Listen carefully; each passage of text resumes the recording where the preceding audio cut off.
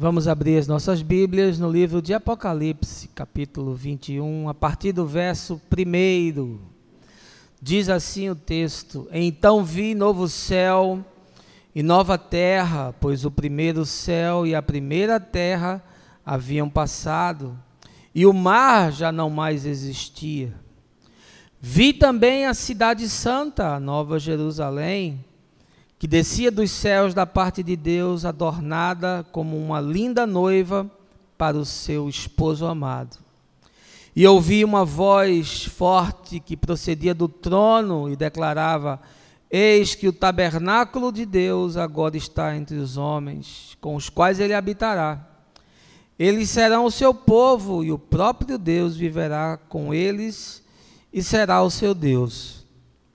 Ele lhes enxugará dos olhos toda lágrima. Não haverá mais morte, nem pranto, nem lamento, nem dor, porquanto a antiga ordem está encerrada. E aquele que está assentado no trono afirmou: Eis que faço novas todas as coisas.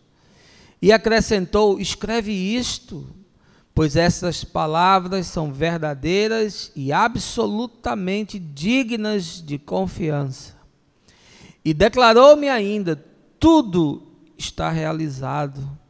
Eu sou o Alfa e o Ômega, o princípio e o fim. A todos quantos tiverem sede, lhes darei de beber graciosamente da fonte da água da vida.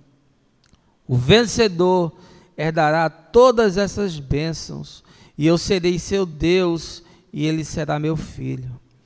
Porém, quanto aos covardes, aos incrédulos, os depravados, os assassinos, os que praticam imoralidade sexual, os bruxos e ocultistas, os idólatras e todos os mentirosos, a parte que lhes cabe será no lago de fogo, que arde perpetuamente em meio ao enxofre. Esta é a segunda morte. Esse texto, irmãos, é a palavra do Senhor.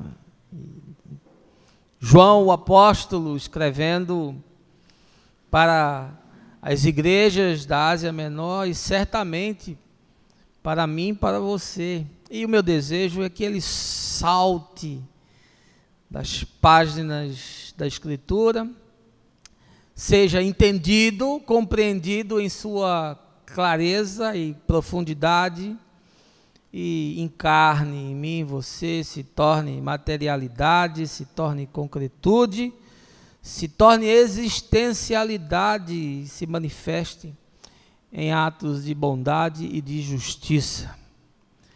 Eu penso que uma das datas mais significativas do século XX, que eu imagino olhando aqui que nenhum de nós viveu, foi o dia 7 de maio de 1945, quando foi declarado o fim da Segunda Guerra Mundial, com a derrota do nazifascismo. Naqueles dias, Mussolini havia sido morto pela resistência italiana e Hitler, acuado pelas tropas da União Soviética, suicidou-se no seu bunker lá em Berlim. Houve a imediata capitulação do exército alemão. Alguns meses depois, o Japão se renderia no momento em que as bombas nucleares foram lançadas em Hiroshima e Nagasaki. Segunda Guerra Mundial é um evento significativo, marcante. Uma geração inteira foi marcada por tudo aquilo que viveu. A Europa foi destruída e precisou ser reerguida. 6 anos de conflitos, 50 milhões de mortos. E no dia seguinte, no dia 8, foi assinado o Tratado de Rendição e houve uma comemoração no mundo inteiro. Acho que vocês já viram aquela foto do marinheiro, fuzileiro naval dos Estados Unidos beijando a a enfermeira, que é uma foto iconoclasta e que a gente jamais esquece. As pessoas festejaram, se abraçaram, choraram, sorriram. Truman e Churchill, que são os dois expoentes dessa vitória, o primeiro presidente dos Estados Unidos, o segundo primeiro-ministro da Grã-Bretanha, anunciaram para o mundo que um novo tempo estava chegando. Um novo momento. A paz, um recomeço. E aí, essa semana, lendo um pouco sobre isso, eu acabei lembrando, né, da guerra nossa de cada dia, da saga humana debaixo do sol, do anseio que nós temos da nossa libertação final, da nossa redenção. Paulo fala na sua carta aos Romanos que a criação aguarda a revelação dos filhos de Deus, a natureza geme, esperando por esse momento. E olhando para as Escrituras, nós vemos que a doutrina que trata desse tema, do fim, do final da história, do desfecho, do epílogo da existência dos homens, é chamado de escatologia. Vem da palavra grega escatom, que fala das últimas coisas. E a gente, com um olhar mais acurado, vai perceber que os textos que falam do fim não estão só aqui no livro do Apocalipse. Pelo contrário, você encontra farta literatura no Velho Testamento, vai encontrar isso nos Evangelhos, vai ver Paulo, Pedro falando sobre esse mesmo tema, mas João parece ser aquele que tem uma leitura mais precisa e nos revela muito do que já aconteceu e do que também ainda vai acontecer. Essa manhã eu queria tratar desse tema com você, mas sobre uma perspectiva de não especular como é que vai ser o fim da humanidade. Apesar de eu crer que nós estamos cada vez mais próximos disso. Mas eu posso afirmar algumas coisas com segurança sobre como vai ser o dia seguinte. E queria lhe fazer uma pergunta antes de nós orarmos. Você está pronto para viver esse dia? Eu queria lhe convidar a um momento de oração. Baixe aí a sua cabeça, feche os seus olhos.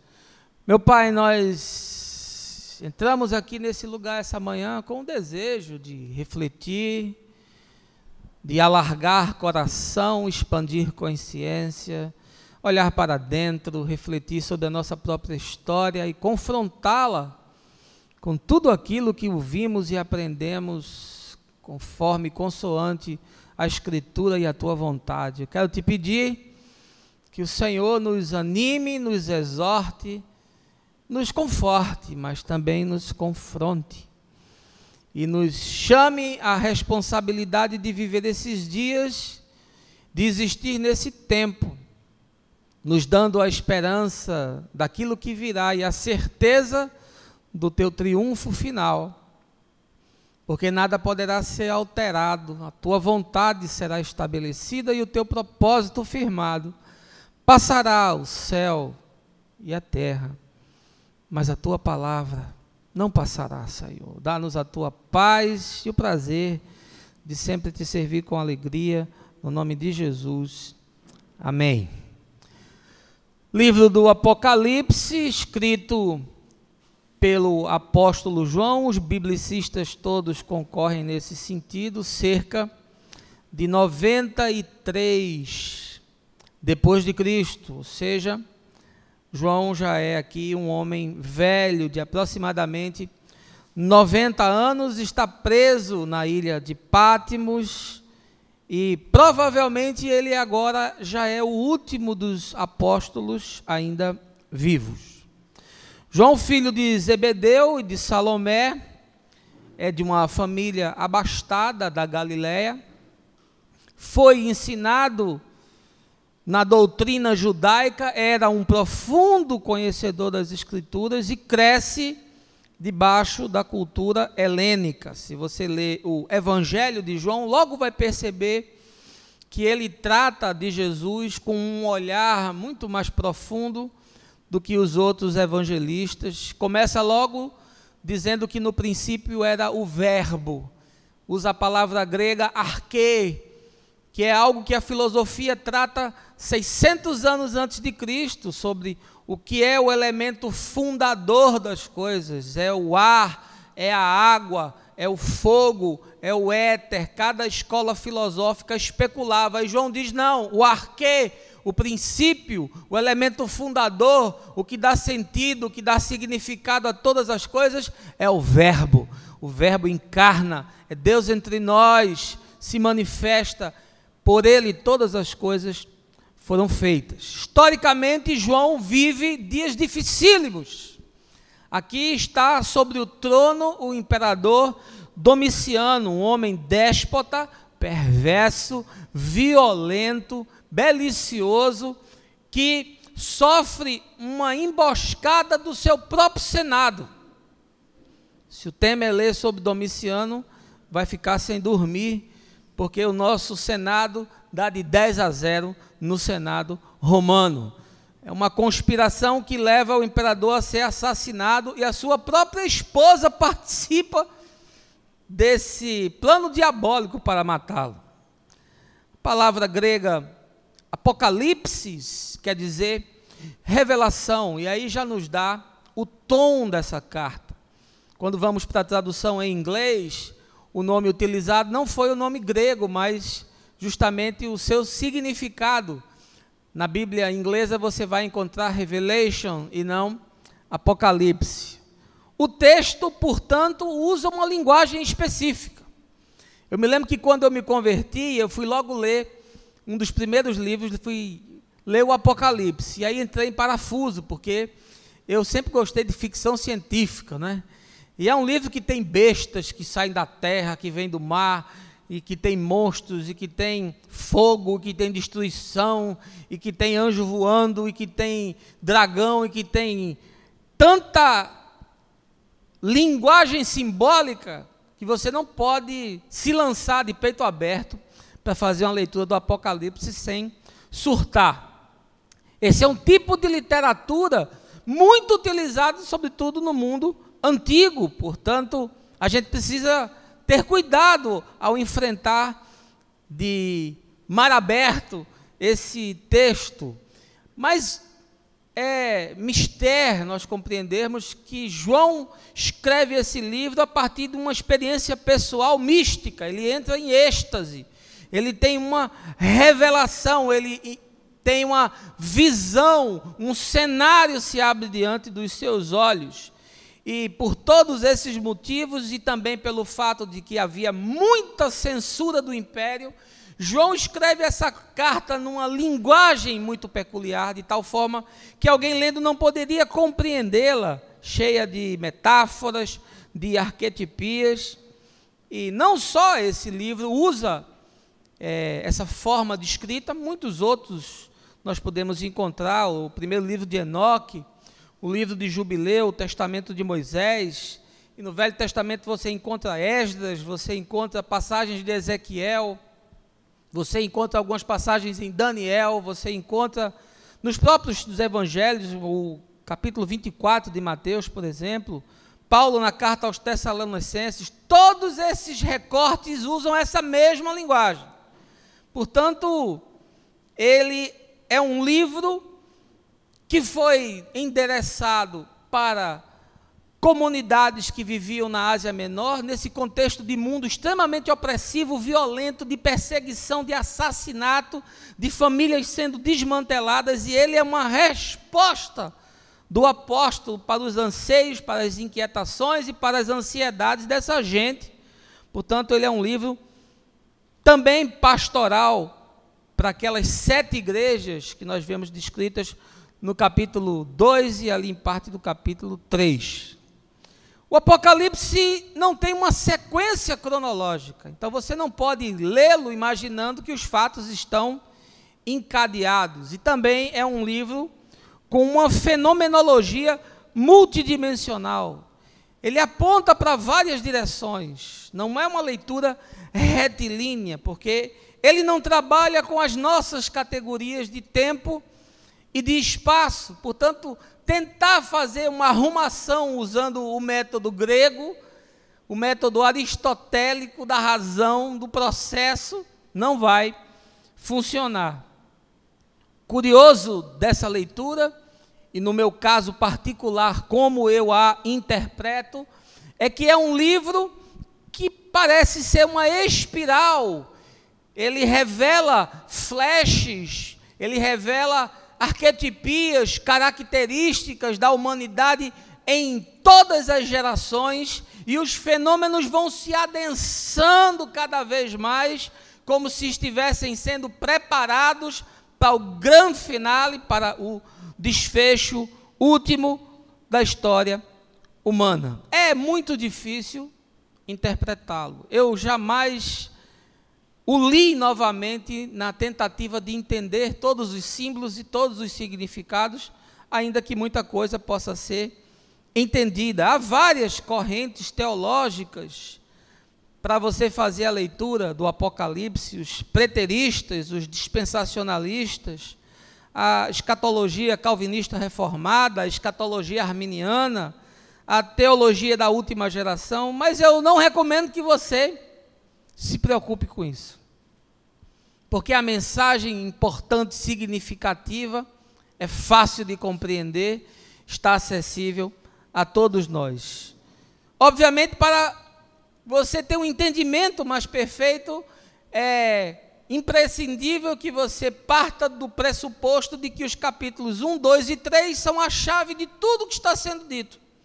A igreja vive um momento histórico terrível, as pessoas estão sendo perseguidas, o imperador é uma besta assentada no trono, implacável, sanguinário, perverso, e é dentro dessa ambiência e desse cenário que João escreve uma mensagem de libertação, de esperança, para fortalecer o coração daqueles que estão, sobretudo ali na Ásia Menor, debaixo de um fogo cerrado. Alguém já falou que o Apocalipse é uma arquitetura em movimento.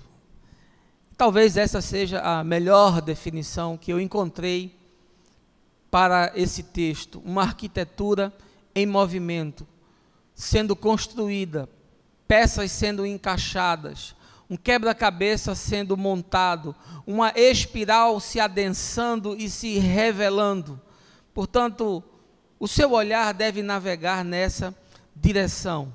Muitos teólogos acreditam que o Apocalipse já se cumpriu completamente. Eu não uso essa linha de interpretação. Eu acredito que muito do que está aqui, de fato, já se cumpriu e se consolida na entrada do general Tito, no ano 70, na Cidade Santa, quando ele destrói o templo, ele arrasa a cidade e entra no santuário para ser ali venerado como Deus, e eles oferecem sacrifícios pagãos, fazendo uma profanação do lugar que para o judeu era tido como lugar da presença do único Senhor. Portanto, eu acredito sim que os fatos históricos, na sua esmagadora maioria, estão cumpridos, mas também acredito que os eventos proféticos podem ser recorrentes. A profecia pode ser reeditada. Ela pode a cada geração se manifestar e encarnar, usando circunstâncias, sociedades e pessoas diferentes, mas sendo totalmente aplicável. E quando nós olhamos para o fenômeno e não apenas para o fato, nós podemos então ter essa leitura. Nós vamos fazer uma reflexão apenas em 8 versículos do capítulo 21, é um capítulo que já está nos levando ao desfecho de todas as coisas. Aqui, João está no momento final da sua revelação, e nessa cena nós estamos no primeiro dia depois do último dia. Ou seja, a história humana está encerrada. Pedro fala na sua epístola sobre o final de todas as coisas, usa uma linguagem apocalíptica, fala que os elementos vão arder em fogo e que a terra vai se desfazer.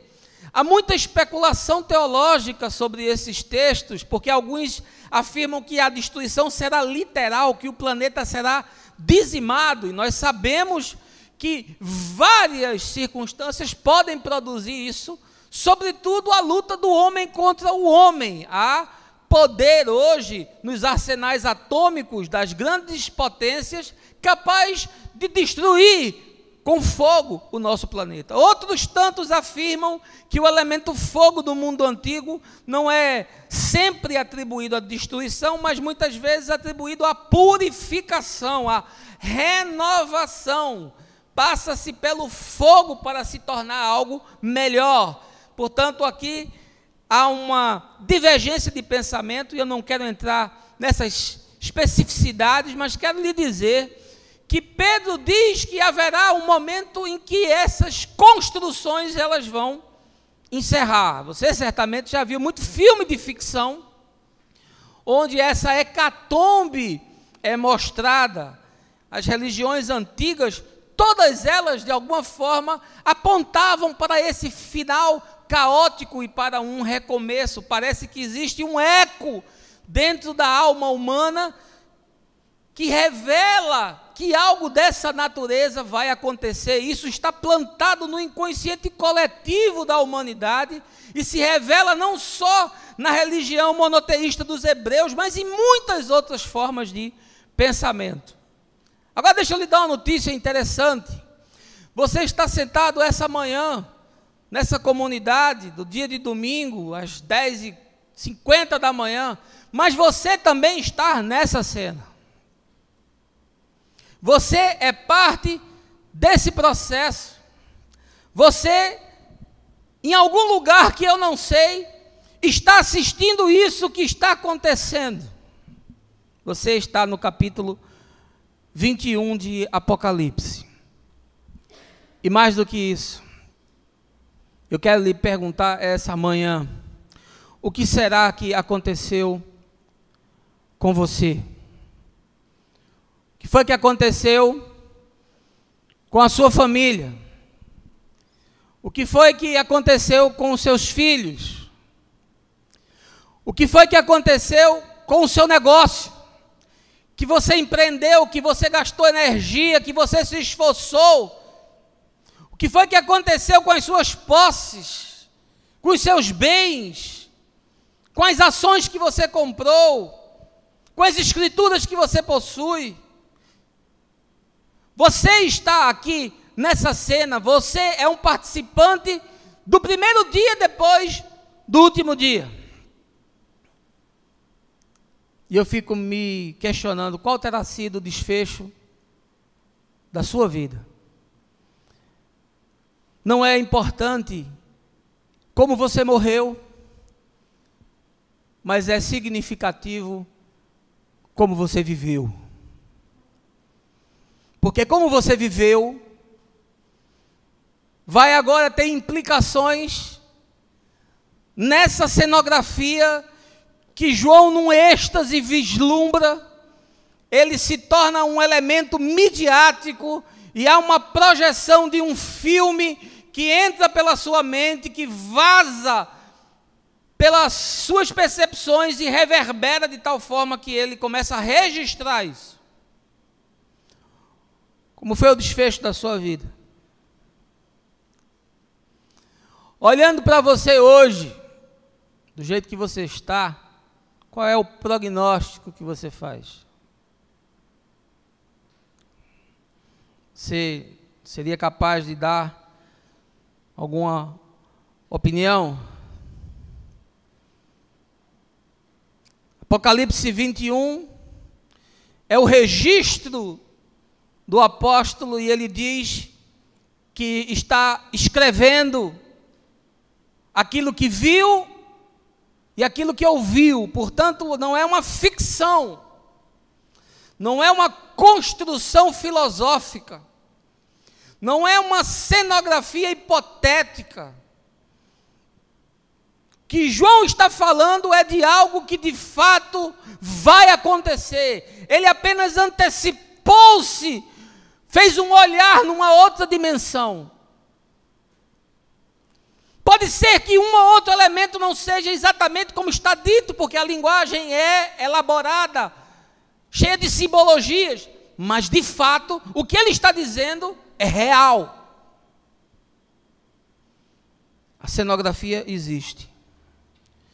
João fala das suas impressões, e no verso 5, ele diz: aquele que está sentado no trono afirmou: eis que faço novas todas as coisas. E acrescentou: escreve isso, pois essas palavras são verdadeiras e absolutamente dignas de confiança. No primeiro dia, depois do último dia, nós já podemos ter uma certeza absoluta, irrevogável, inamovível, inquestionável, insofismável. É que Deus fará novas todas as coisas. Amém, gente? Tudo vai ser novo. E temos uma outra segurança. É que vai acontecer. É tão certo que o Senhor disse para o apóstolo: escreva, para que não se perca nas simbologias que vão estar tatuadas na sua alma, nas impressões que ficaram na sua mente, nas lembranças reverberadas no seu coração. Escreva, João, escreva. E fique certo que isso vai acontecer. Você está pronto para isso? Você sabia que está nessa cena? Não importa qual seja o seu destino, você estará aqui. Você assistirá a isso. Você viverá esse momento. O que eu queria essa manhã refletir com você são os 5 pontos da mensagem de João que revelam essas novas coisas que Deus diz que vão surgir, vão acontecer. Eis que faço novas todas as coisas. E sabe qual é o meu desejo? É que você não saísse daqui hoje apenas com imagens Spielbergianas. Que você não saísse hoje daqui apenas com seu apetite intelectual, filosófico, teológico satisfeito. Mas que você saísse hoje com essa semente plantada no seu coração de que Deus faz novas todas as coisas. E você não precisa esperar o Apocalipse para que esse fenômeno aconteça em você. Porque o que Deus faz fora de nós, Ele também faz dentro de nós. Eis que faço novas todas as coisas. 5 coisas que nós podemos afirmar com convicção e certeza que vão estar presentes no primeiro dia, depois do último dia. Volte a sua Bíblia, a mensagem é expositiva, eu vou tirar tudo do texto. A primeira coisa está no verso de número 1. Nós teremos uma nova ordem mundial. Veja aí o que diz o texto. Então vi novo céu e nova terra, pois o primeiro céu e a primeira terra haviam passado e o mar não mais existia. Primeira coisa que João nos afirma e nós podemos entender é que nós vamos viver uma nova ordem mundial. Mas João está falando olhando para a sua realidade imediata. Eu não posso nunca esquecer disso. E qual é a ordem imediata de João? É a opressão de um império violento que está esmagando os povos que conquistou e especialmente está oprimindo, massacrando, torturando, perseguindo, matando, encarcerando os discípulos que anunciavam a ressurreição do Nazareno. Esse é o contexto imediato. Não obstante, nós percebemos que essas arquetipias que clamam por uma ordem mundial nova, elas estão sempre presentes nas histórias dos homens. Cada vez que um império caía e um novo império surgia, havia uma nova expectativa.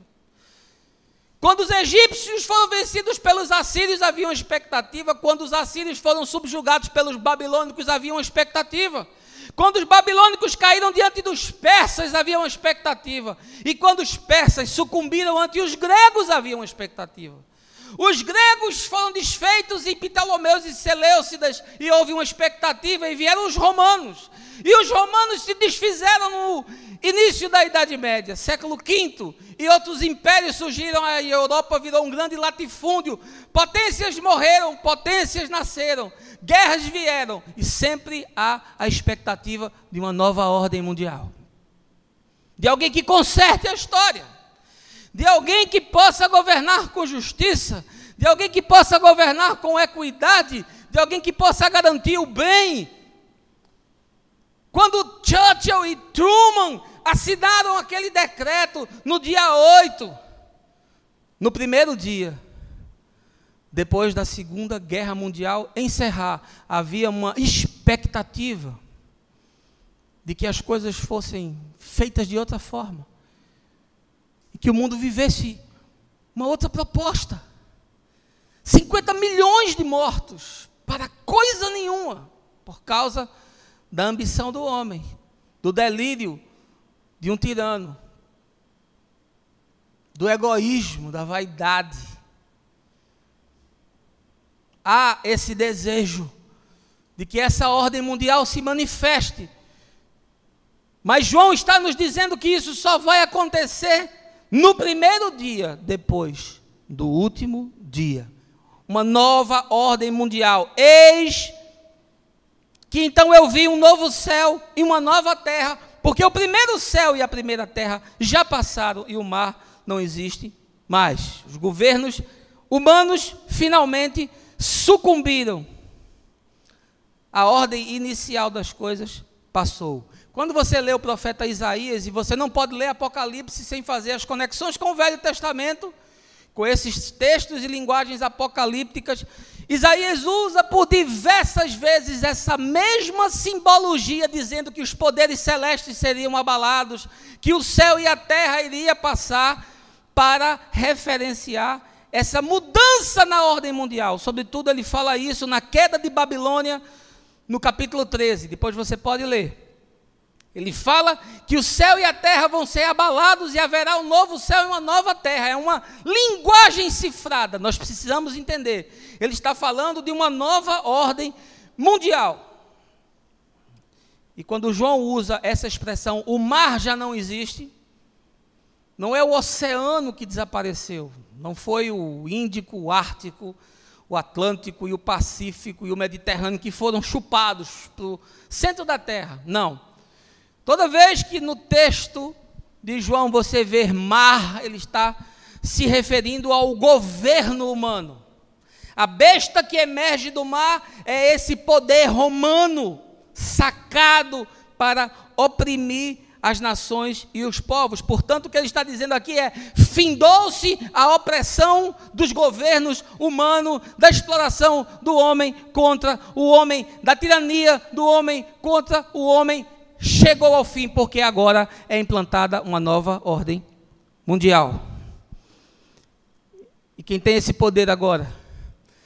Quem tem esse poder agora é aquele que tem um nome que está acima de todo nome, conforme Filipenses capítulo 2.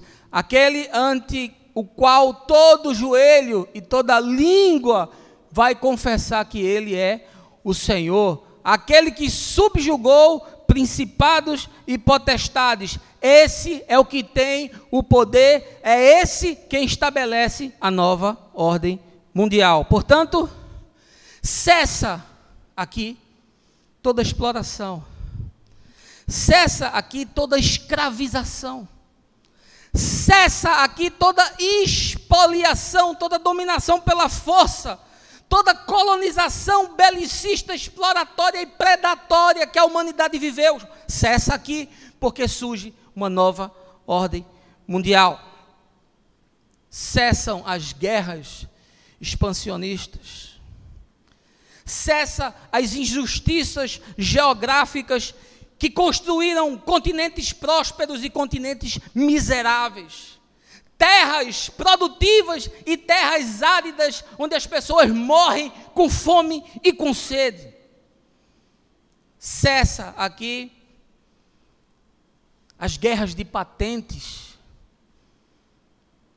os países ricos explorando e massacrando os pobres, o sujeito morrendo porque não tem dinheiro para comprar um remédio.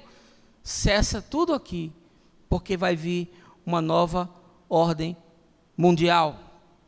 Cessam as disparidades tecnológicas, cessa o acesso à educação, à cultura, tudo aquilo que foi resultado e produto do pecado no coração do homem é extirpado aqui, porque haverá uma nova ordem, um novo poder, um novo Senhor, uma nova forma de existir. Ah, pastor, e como será isso? Eu não sei como será, eu sei como não será, e eu prefiro acreditar dessa maneira. Cessa o comércio injusto, desproporcional, cessa a ONU como esse instrumento protecionista de poucos, esse assento que só os poderosos têm nos seus conselhos. Cessa a globalização, cessa primeiro mundo, terceiro mundo, cessam as fronteiras, o protecionismo, cessam os escravos modernos trabalhando por $1 na China, porque haverá uma nova ordem mundial, um novo governo, uma nova gestão, um novo olhar. Será tudo diferente, porque disse o Senhor: eis que faço novas todas as coisas. A segunda impressão que João tem e nos revela, no seu êxtase profético, na sua catarse espiritual, no bom sentido, é que uma dessas coisas que Deus vai promover é uma nova civilização. Veja aí o verso de número 2. Vi também a cidade santa, a nova Jerusalém, que descia dos céus da parte de Deus, adornada como uma linda noiva para o seu esposo. O que é uma nova civilização? É um conjunto de aspectos peculiares ao intelecto, às artes, à moral, a tudo que se constrói do ponto de vista material, que rege um país ou uma sociedade. Vai haver uma nova civilização. João está olhando para o atestado de falência completa da civilização na qual ele vive. Ele olha para as ações de um império que age de forma a sufocar os seus súditos, a arrancar o que eles não têm, a impor-lhes goela abaixo na força aquilo que eles não acreditam, e ele percebe: essa civilização está falida, não há esperança. E ele sabe que esse é o sentimento daquele que está tendo a sua casa arrombada, daquele que é arrancado dos seus e é levado para o Coliseu Romano para ser comido pelas feras, daqueles que são torturados, daqueles que são pregados em cruzes e são incendiados para servirem de tocha humana no caminho que leva à grande meretriz que se tornou a cidade de Roma. João faz essa leitura e diz: olha, diante disso que vocês estão vendo, tenham a esperança, tenham a confiança, tenham a certeza, tenham a expectativa de que Deus vai promover que haja uma nova civilização, porque eu vi descendo dos céus a nova Jerusalém. As sociedades, com seus valores, suas práticas, seus costumes, vão ser desmanteladas, todas elas, mesmo aquela que nós julgamos mais avançada. Eu acho curioso como a revelação ela se adequa à leitura de tempo, de mundo, aos conteúdos e significados que nós carregamos. Para o escritor do Gênesis, o paraíso é um jardim, porque ele vive no mundo agrário, ele vive no mundo pastoril. Para o escritor do Gênesis, o paraíso tem plantas, tem rios, tem relva, tem montanhas, tem animais, e assim ele descreve, e assim ele escreve. Mas para João, que é um homem que notadamente tem influência helênica, que habita num mundo já civilizado, num outro perfil de sociedade, que vive e já havia passado por grandes cidades, como a cidade de Éfeso, que era a segunda maior cidade do império, uma cidade de 500 mil habitantes, que na antiguidade é algo muito grande. João diz: eu vi a nova civilização, a cidade santa que descia do céu. Ele escreve conforme aquilo que ele compreende, que ele carrega. Não é fixo, não está sólido, é uma arquitetura em construção. Mas eu queria lhe dizer uma coisa: essa civilização que se consolidará como a nova sociedade humana, e que João expressa isso na forma de uma cidade, ela já existe hoje. A sociedade do reino já existe. Quando ele fala aqui da Nova Jerusalém, ele está fazendo alusão à igreja. Nós somos o povo da Nova Jerusalém. Ele não está aqui falando para os judeus, está falando para os filhos de Abraão, que são filhos também pela fé. Está falando aqui de mim e de você. Essa civilização e essa sociedade já existe hoje. Eu preguei recentemente sobre isso aqui, numa mensagem chamada A Sociedade do Reino. Os valores do reino, a cultura do reino, a ética do reino, tudo isso nós já temos entre nós, mas só que numa porção ainda muito pequena, sobretudo porque a igreja do nosso tempo é uma igreja falida, que fica brincando de fazer batalha espiritual, de maldição hereditária, que fica enganando as pessoas, espoliando e roubando o que elas têm, com desvios doutrinários profundos, que qualquer leitor mínimo da Bíblia perceberia. Portanto, essa igreja não está sendo capaz de transformar a sociedade. Na década de 70, nós éramos 4% da população. Hoje, os evangélicos são 42% da população. E eu lhe pergunto, o Brasil melhorou? O Brasil é um lugar mais justo, mais humano, mais solidário?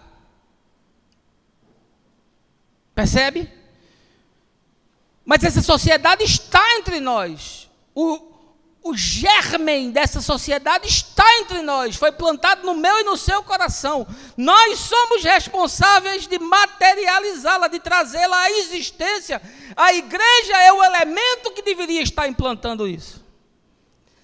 Essa mesma imagem da Nova Jerusalém e da igreja é utilizada por Paulo na sua carta aos Gálatas, capítulo 4. O escritor de Hebreus usa a mesma alegoria no capítulo 12, quando ele diz: tendes chegado ao Monte Sião, a cidade do Deus vivo, a Jerusalém celestial, a igreja dos primogênitos. Portanto, para ler Apocalipse, eu preciso sempre estar fazendo a ligação com os outros textos. É impossível interpretar se você não tiver essa dimensão. Mas o mais significativo que João nos revela é que nós vamos viver numa nova civilização, uma sociedade mais equânime, mais justa, mais ética, mais solidária, mais verdadeira. Como será? Eu não sei. Eu sei como não será. Eu sei que as práticas sociais que são, nesse tempo, desumanas e injustas, elas não vão mais existir. Eu sei que as pessoas vão ter acesso a tudo que puder estar acessível. Elas não vão ter mais os seus bens limitados, os seus valores amordaçados, os serviços sendo ofertados de maneira totalmente desigual. Não vamos ter mais diferentes, não vamos ter mais preconceitos. O homem não se levantará mais contra o seu semelhante, não vai mais esmagá-lo. Não vai haver amputações, exclusões, violência física, sobretudo nesse tempo E aqui em Recife estamos fora de controle no que diz respeito à violência. Não vão haver mais questões de natureza emocional nem religiosa. Será uma nova civilização. Não vamos conviver mais com o descaso, com a insensibilidade, com a relativização da dor do outro, dos invisíveis que nós não enxergamos. Quando Jesus fala que aquele que tratar o seu irmão como raca, como coisa alguma, esse teria apartado de si a sua porção da árvore da vida. Sabe o que é isso? É você tratar o outro como alguém que não existe. É uma vacuidade social, é o sujeito que se tornou para você irrelevante. Ele morre na sua porta, como o mendigo da parábola de Lázaro e o rico, e você não se importa. Isso não vai existir mais nessa civilização, porque ele vê uma nova Jerusalém descendo do céu. Não vai haver mais distribuição de renda que seja desumana, onde 1% dos homens ricos do planeta detém mais de 90% de toda a riqueza que é produzida. Não vai mais haver falta de oportunidade. E para aqueles que são ideólogos, não vai haver mais capitalismo, não vai haver mais marxismo, e graças a Deus não vai haver mais nem PT e nem PSDB. Porque a nova civilização carrega os valores de Deus, a ética de Deus, a bondade de Deus, a justiça de Deus, a verdade de Deus, a solidariedade de Deus. Amém, irmãos? Uma nova civilização. Terceiro lugar, o apóstolo, olhando para uma cenografia que não é física, mas é espiritual, nos revela que entre as novas coisas que Deus fará, vai ser uma nova espiritualidade. Veja aí os versos de número 3 e 7.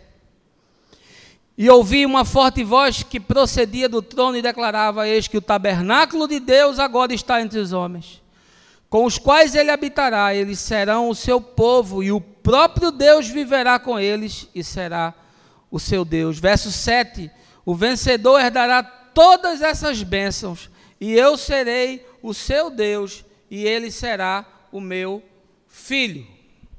Nós vamos experimentar uma nova espiritualidade. Mas lembre-se que João está falando para uma igreja que está sendo perseguida, por gente que está sendo maltratada, humilhada, gente que está sendo torturada e morta, gente que professa uma fé monoteísta no mundo politeísta, numa cultura cheia de deuses, gente que não tem pedigree social, gente que não tem sequer lugar de culto, gente que é tratado como o resto das nações, pessoas consideradas indignas. João escreve para essas pessoas e diz: olha, não se preocupem, não deixe que a sua fé sucumba, não permita que o seu coração lhe engane, não deixe que os seus olhos, olhando para tantas circunstâncias difíceis, faça congelar o seu coração, porque Deus vai criar um tabernáculo e nós vamos viver junto com Ele. Nós seremos o seu povo, Ele será o nosso Deus e Ele nos tratará como filhos. Uma nova espiritualidade. Mas para Deus não tem nada de novo, porque Deus quer se relacionar com o homem desde que o homem foi criado em intimidade. Você vai ver em toda a Escritura Deus desejando estar encontrado com o homem em intimidade. Talvez o acontecimento mais significativo seja o texto do Velho Testamento, ali do Monte Sinai, onde Deus quer se reunir com o povo, onde Deus quer se encontrar com o povo, onde Deus quer revelar e falar ao povo. E o povo diz para Moisés: vai você, vai lá você, deixa a gente aqui. A gente vai tomar uma, fazer uma algazarra, construir um bezerro de ouro. Você vai, Deus fala com você. Porque nós sempre estamos nos esquivando. A nossa espiritualidade é uma espiritualidade de epiderme. Nós não temos profundidade na nossa relação com Deus. Nós nos alimentamos de culto. Nós nos alimentamos de pregação, de mensagem. Nós sequer temos o apetite de ler e estudar a Escritura e dizemos que ela é a nossa regra de prática e fé. Veja como estamos distantes e como há contradição no nosso discurso. Mas João diz que vai chegar um momento em que o sonho de Deus, o desejo de Deus, o anseio de Deus de se relacionar com o homem em intimidade e estar com ele e desfrutar dele e ele desfrutar de Deus vai acontecer. Portanto, ele diz para os cristãos da Ásia Menor: resistam, suportem, aguentem firme, usando a expressão do Médicos Sem Fronteiras, hold on, segure mais um pouco, porque uma nova espiritualidade vai se revelar. Jesus veio consolidar isso. Jesus é o tabernáculo de Deus entre os homens, tornando essa comunhão possível pelo seu sangue e pelo arrependimento que leva à confissão de pecados. É Jesus quem propicia isso. Eu e você não podíamos ter acesso. A geografia do templo antigo já revela um átrio onde ficava a multidão, um lugar santo onde ficavam pessoas separadas, sacerdotes e levitas, e o santo dos santos que só o sumo sacerdote entrava uma vez por mês. É uma geografia que se afunila, mas em Jesus o véu do santuário é rasgado, a geografia se expande e Deus convida os homens para sentar na mesa e diz: entrem na intimidade de Deus, todos são bem-vindos. Uma nova espiritualidade. Ezequiel fala sobre isso, Jeremias fala sobre isso, Zacarias fala sobre isso, desse tabernáculo de Deus com os homens. Não é mais o tabernáculo de Moisés, não é mais tabernáculo físico, não é mais parede, não é mais templo, não é mais liturgia, não é mais sacrifício, não é mais cartilha comportamental, não é mais serviço, não é mais ativismo religioso, não são os robocops da fé, é o encontro de Deus com os homens. Nesse templo que está dentro, Paulo diz, é do lado de dentro, não há mais nenhum tipo de geografia externa. Por isso que Jesus diz que a adoração é feita em espírito e em verdade. Os lugares sagrados foram extintos. João diz, ele vai estar conosco. Não vou precisar mais ir em Jerusalém para encontrá-lo. Não vou mais precisar ir em Aparecida para encontrá-lo. Não vou mais precisar ir no Vaticano, na Capela Sistina para encontrá-lo. Não vou precisar mais ir em Westminster para encontrá-lo. Eu vou encontrar com ele nas ambiências do sagrado do meu coração. Ele falará comigo, eu falarei com ele. Não verei mais em espelho, verei face a face. Ele será o meu Deus, eu serei o seu filho. Amém, irmãos? Aqui no verso 22, desse capítulo 21, João revela isso de mais clareza. Ele diz: contudo, não vi templo algum na cidade, pois o Senhor Deus Todo-Poderoso e o Cordeiro são o seu santuário. Se você ler a sequência do capítulo 21, João começa a andar por essa cidade, ele está andando em espírito, ele está sendo transportado, ele está pisando na eternidade, num chão que não existe. João está andando e diz: procurei um santuário, procurei um templo, e olha que aqui é um judeu falando daquilo que tinha significado e importância, porque o templo era o lugar de guardar a presença de Deus, o templo revelava a glória de Deus, o templo revelava que Deus está no meio do seu povo. João disse: procurei um santuário, mas não tinha mais nenhum templo, porque o tabernáculo de Deus agora é no coração, é do lado de dentro. Por isso que nós já anunciamos que o Evangelho é a pós-religião. O Evangelho é a pós-religião. Você é protestante? Você é católico? Você é budista? Você é islâmico? Você é Hare Krishna? Você é calvinista? Arminiano? Pré-milenista? Deixa eu lhe dizer uma coisa, meu amigo. Não vai ficar nada disso, porque vai haver uma nova espiritualidade. Deus falará com você, não vai precisar mais de Calvino para interpretar nada, não vai precisar mais de Santo Agostinho para interpretar nada, não vai precisar mais de Lutero para esclarecer nada, não vai precisar de Tomás de Aquino para escrever nenhuma súmula. Ele vai falar direto com você e você vai falar direto com ele, porque não haverá mais placa, não haverá mais denominação. Você que briga por causa de igrejola, você que se divide por causa de placa, saiba, lá na cidade santa não vai haver mais religião, porque não tem mais templo. Ele será o único Deus. Amém?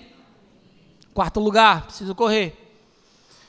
João nos revela na sua visão que nós vamos também experimentar uma nova humanidade. Veja aí o verso 4. Ele lhes enxugará dos olhos toda lágrima. Não haverá mais morte, nem pranto, nem lamento, nem dor, porquanto a antiga ordem está encerrada. João diz, olha, sustentem firme. Aguentem, vocês estão sendo torturados, vocês estão sofrendo. Vocês estão sentindo flagelos físicos, vocês estão sangrando, vocês estão sendo decapitados, vocês estão sendo enforcados, vocês estão sendo crucificados. O sangue dos justos cai na terra e vira semente de paz, de bem e de justiça. Suportem tudo isso, porque uma nova humanidade vai se revelar. Ele vai enxugar dos olhos toda lágrima. Não haverá mais morte, nem pranto, nem lamento, nem dor, porque a antiga ordem já está encerrada. A aplicação é imediata, mas o texto é arquetípico. Ele se projeta em todas as direções. E aqui eu lembro novamente de Paulo dizendo que a criação aguarda esse momento em que uma nova humanidade sarada do seu pecado e do seu mal, irá se revelar no horizonte da história humana. Essa antiga ordem é representada pela lei do pecado,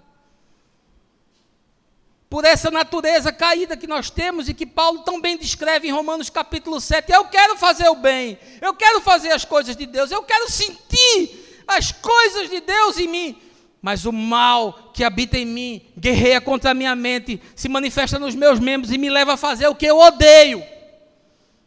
Aí no capítulo 8, verso 1, ele diz, agora, pois, nenhuma condenação há mais para os que estão em Cristo Jesus. A lei do Espírito da vida me libertou da lei do pecado e da morte. Mas eu não estou totalmente liberto. Eu estou num processo. Eu estou sendo reconstruído de dentro para fora. Eu fui reiniciado, eu fui restartado. Mas o processo completo acontece aqui, quando João disse que Deus nos propõe uma nova humanidade. Não há mais morte, não há mais dor, não há mais pranto, não há mais pecado. Tudo está sepultado na antiga ordem. E como acontece isso? Pelo poder da ressurreição de Jesus, o pecado foi vencido. Isso já aconteceu na história, mas vai se consolidar na eternidade. Por isso que Paulo diz na carta aos Coríntios, se alguém está em Cristo, é uma nova criatura ou é uma nova criação. As coisas velhas já passaram, tudo se fez novo. Paulo está falando da realidade presente e material, mas também está profetizando e dando significado à realidade eterna e imaterial, que vai se manifestar em nós, porque nós seremos transformados de uma semente incorruptível. Nós seremos transformados e ganharemos um novo corpo. Nós vamos ganhar uma nova significação existencial. Haverá uma nova humanidade. Paulo diz isso na sua carta também aos Tessalonicenses. As minhas fraquezas, os meus medos, os meus conflitos, as minhas ansiedades, os meus traumas, as minhas inseguranças, as minhas descompensações, os meus equívocos, não existem mais, porque estão na antiga ordem. Eu serei perfeito. Não haverá mais em mim contradição. Eu, enfim, serei encontrado para aquilo que um dia eu fui sonhado. O propósito eterno de Deus se realizará em mim. Hoje ainda não está completo.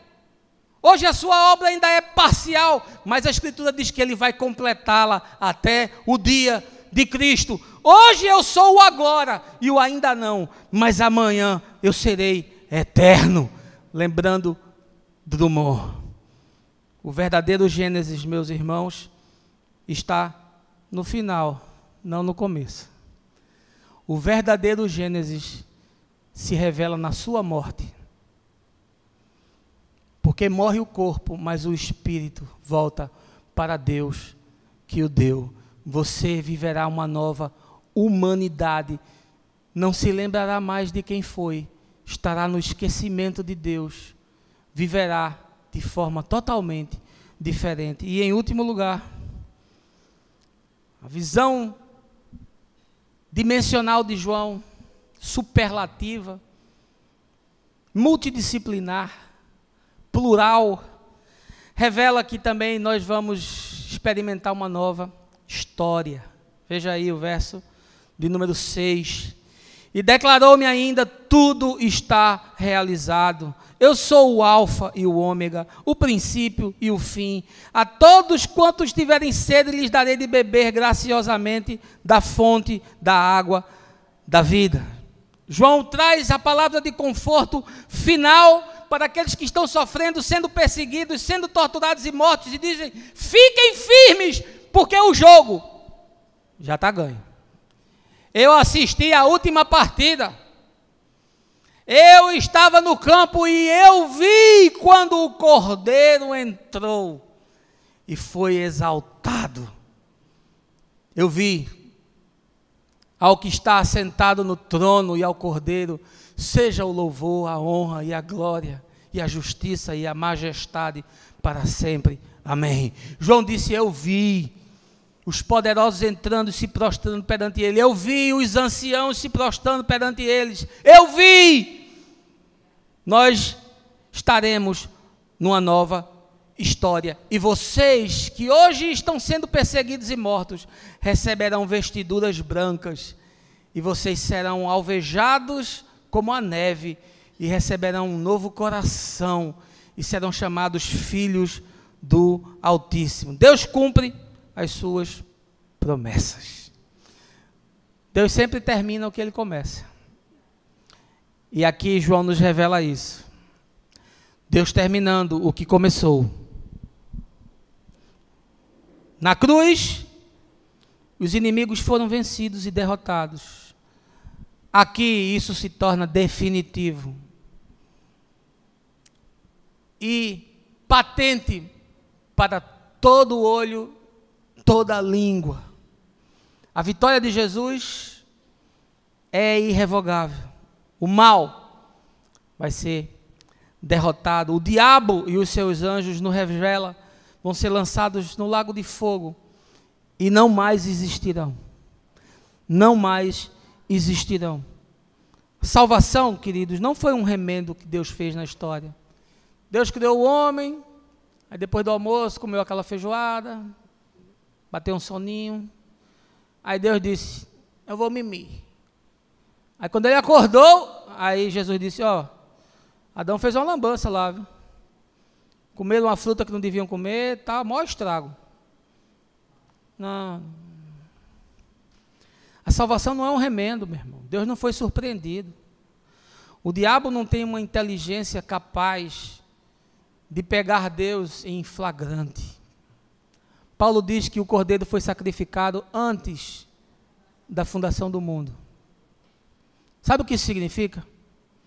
Que antes de Deus criar os homens, Jesus já havia sido sacrificado.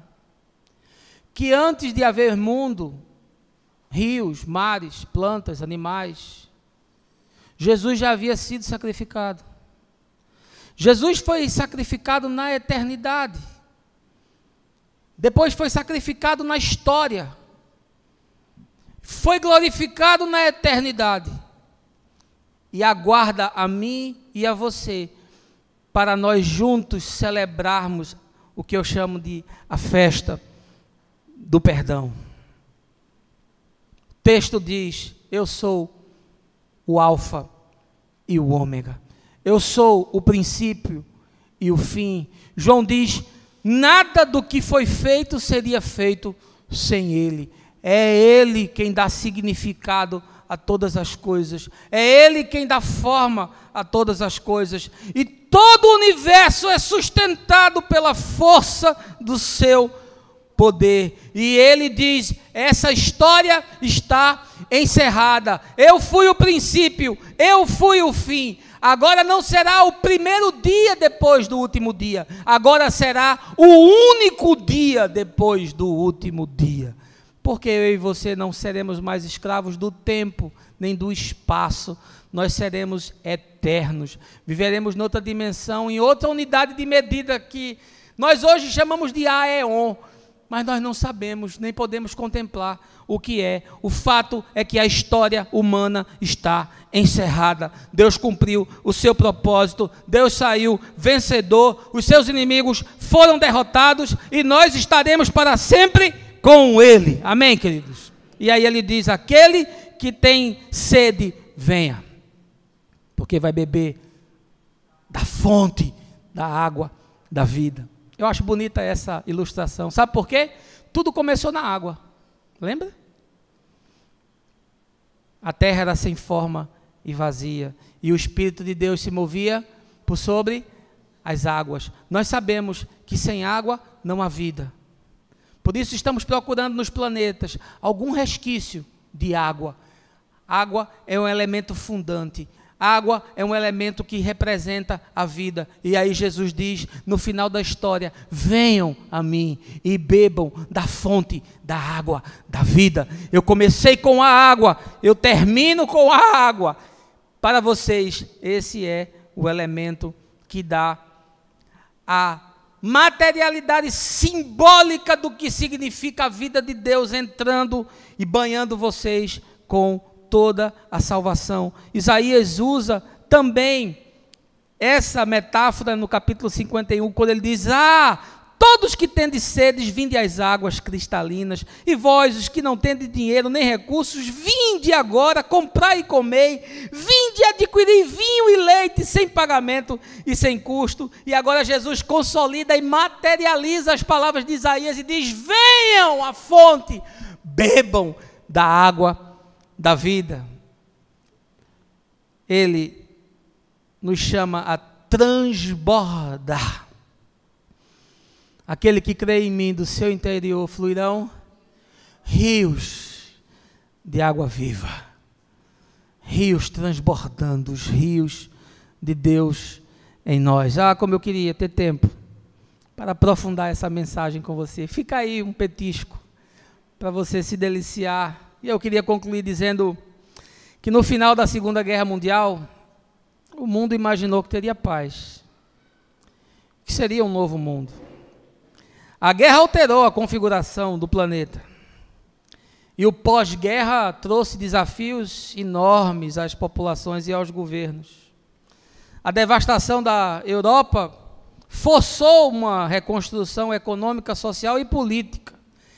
E aí duas potências surgiram, os Estados Unidos e a União Soviética, e dividiram o mundo em dois blocos, tornaram-se potências, e fizeram com que comunismo e capitalismo se enfrentassem nesse novo desenho das forças dos homens. Era uma existência bipolar. E aí veio a Guerra Fria, a ameaça constante de bombas, e nós percebemos que a tão sonhada paz e que o novo mundo jamais chegaria. Sabe quantas guerras houveram depois da Segunda Guerra Mundial? 70.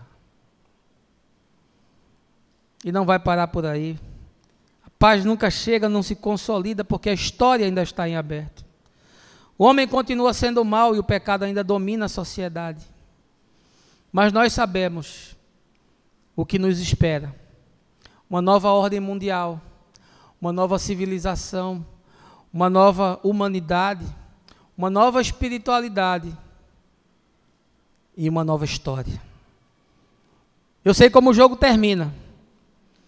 E Paulo me diz aos Efésios que eu e você já estamos assentados com Cristo nos lugares celestiais. Entretanto, João termina o texto dizendo que aqueles que não andam conforme esse espírito, e que aqueles que não se arrependem, e aqueles que continuam odiando o seu semelhante, e aqueles que evitam que a justiça e a paz os inunde, e aqueles que se afastam da misericórdia, e aqueles que resistem à verdade, estarão fora. Não serão encontrados em nenhuma dessas coisas, porque permitiram que o mal se cristalizasse na alma e rejeitaram todo o bem. Eu queria, meu irmão, com todo o meu coração, que você pudesse ser encontrado entre aqueles que vão vir, entra no gozo do teu Senhor, porque fosses fiel no pouco, sobre o muito te colocarei. Essas coisas vão acontecer, não sei se será exatamente como eu preguei, mas tenho convicção, porque João as viu e o Senhor disse: escreve, porque o que eu estou dizendo tem segurança. Você está nessa cena, quer queira, quer não queira, e eu não sei como você estará, mas espero que você esteja ao lado do Cordeiro. Que o Senhor nos abençoe, que você tenha um bom domingo, que você gaste tempo com as pessoas que você ama, e a gente vai se encontrando por aí, e o resto eu te falo no caminho. Deus te abençoe no nome de Jesus. Amém.